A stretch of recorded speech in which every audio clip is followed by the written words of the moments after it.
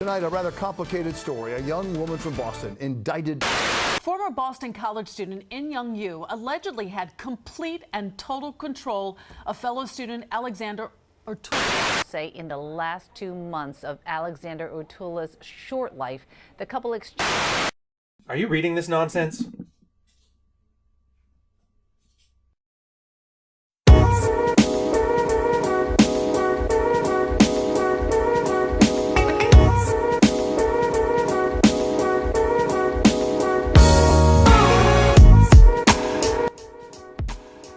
There's a couple ways to look at this.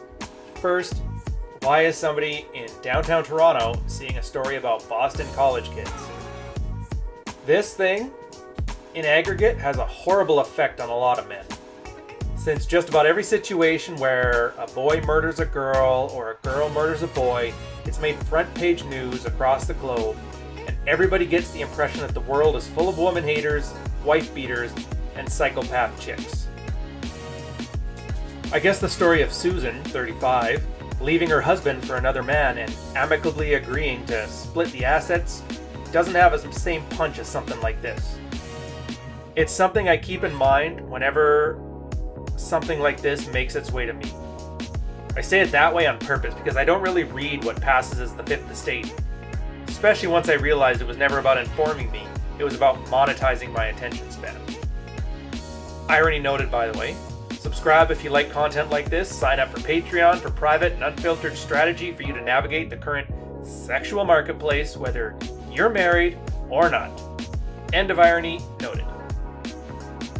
In fact, I'm going to go the extra mile here and carve out a value add for anybody watching this. This extreme example plays out in relationships across the world, but on a much smaller scale. It's not that this will be you, it's to what extent it's going to be you. Because let's face it, there's no chance in hell somebody's going to be sending you 47,000 text messages in 30 days. That works out to 50 messages an hour, every hour, from when you wake up to when you go to sleep. Now that's dedication to this girl telling this guy to go suck on an exhaust pipe. That they were text messages, it also means that they weren't talking to each other. She wasn't in the same room. So why is this guy sitting here and allowing this to continue for months? I'll give you a hint. It's scarcity. And it's something I want you to keep in mind when somebody tells you to forget about women and go chase your fortune or your mission. You can't avoid women. You need experience, because the last thing you want to do is wake up one day, be 30, realize you have no idea of how to get women, and that you've created your fortune. This just gives the first girl that gives you any attention your full attention and resources. I mean, do you think for 1 second that this guy had multiple women he could have been with, or that this was the only girl that showed any interest in him? That's what I thought. When you don't have experience with women, you look like a soft target for one type of woman. Crazy one who can pick a good mark. Anyone else would have left her around text message 4, the one where she was rambling about absolutely nothing. You're not going to end up with a girl that drives you to suicide, but you will end up with a girl who forgets her birth control when she wants a baby and you barely know her. I've seen it back when I was sailing with the RCN, so I know it happens. You won't end up with a girl who sends you 50 text messages an hour, but you will end up with a woman who freaks out anytime you aren't immediately accessible to her. It's a control thing. Anxious women love it, and really anxious women really love it. The worst part is for the kind of guy who loves this sort of attention, because attention equals love, right? He thinks that this means her infatuation equates to loyalty and is worth all those sacrifices, your friends, your family, listening to 50 text messages an hour. You get the idea. I'm here to tell you, it's not. For those who signed up early on for my newsletter, I shared a story a few months back about a girl who was just like this. And I'll tell you right now, she wasn't infatuated with me. She wasn't loyal. She simply liked control. It's more than just an emotionally stunted woman latching onto a celibate man and injecting crazy into his brain. It's that isolation technique you see so many people with experience in spousal abuse talk about. One of the most common signs that that girl ain't right for you is how she reacts when you have a life outside of her world. Again, I had another really good friend I used to sail with. He kind of dated this sort of girl. And they tap into your love of that thought of being the big, masculine, protecting man. You obviously want to protect the woman. It's hardwired into your DNA. So you slowly self-segregate from your social life, from your friends, because you want to believe that you're the men above all men. I mean, you feel really good for a time. It's just like heroin. Once she pulls away that validation of your identity, you feel pain. And that's when things get messy. I mean, you've been hooked, and that hook is owned by somebody who is missing the part of her brain that makes people act right. So you know what? This guy set him up for failure from the very start. So what can you learn from this? How does the story of this poor kid benefit any of us? First off, pay attention to one truism about the news. If you're watching news, then by definition, it never happens. If it happened with any regularity, it would not be news.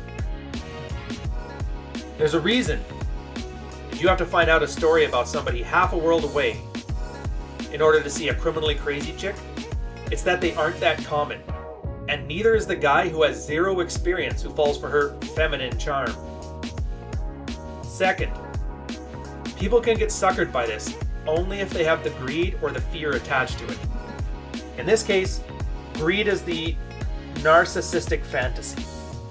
For those that are new to the channel, a narcissistic fantasy is a typical form of unhealthy narcissism. A guy will choose an identity, and yes, I mean he will make it up, and then he'll look to the world to coddle that identity for him. That's why you see a ton of guys who brag about how they wish they were alpha males or follow ex-cons in their Instagram accounts, hoping they can be like him, be that next masculine man. Because let's face it, nothing's more masculine than having society decide that you need a few years to cool off, right? These guys will build symbols. This is especially aggressive tattoos, a certain way of dressing, a certain way of talking. And when somebody does not acknowledge this fantasy, and that's when they get rage. The guys don't get anger, they get rage. So that's a narcissistic fantasy. And crazy women like this are very good at reinforcing it. You wear it on your sleeve, they can't help but notice exactly what you want them to say. You may be the nerdy wiener in a STEM class at Boston University, but this girl, oh, she's really into you and desperately needs you. There's something inherently masculine about being vital to another person's survival. So know that once you hand over the reins to your identity like that, once you create an identity like that, once you create this fiction, your ego will fight tooth and nail to keep it intact. That's why this guy was listening to 50 text messages an hour and eventually followed the girl's advice. So instead, what you need to do, forget about all this nonsense. If you need reinforcement to be assured of your worth, then you don't have worth.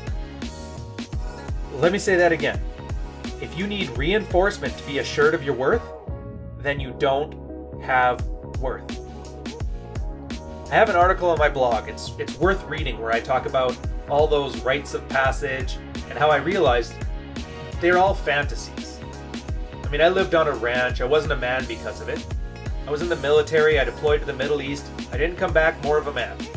I did pickup for years. None of these things made me a man.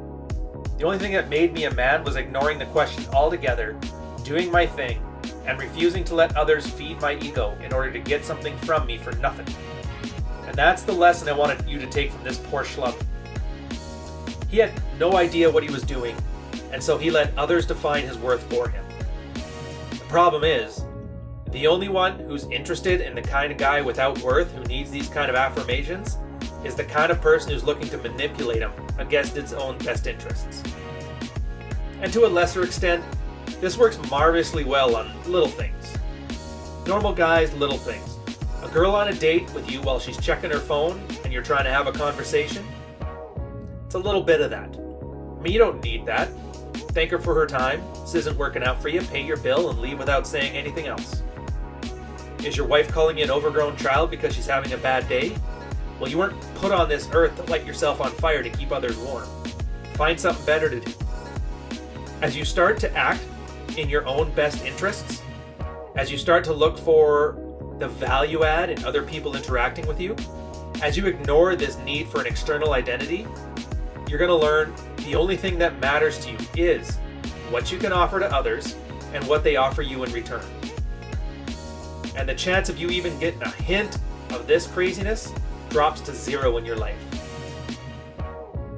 After that, then you worry about what makes you a man, because it beats the alternative. This path here only turns you into a statistic. Thanks for listening up to now. And again, cheers guys, I'll catch you on the weekend with Red Morning.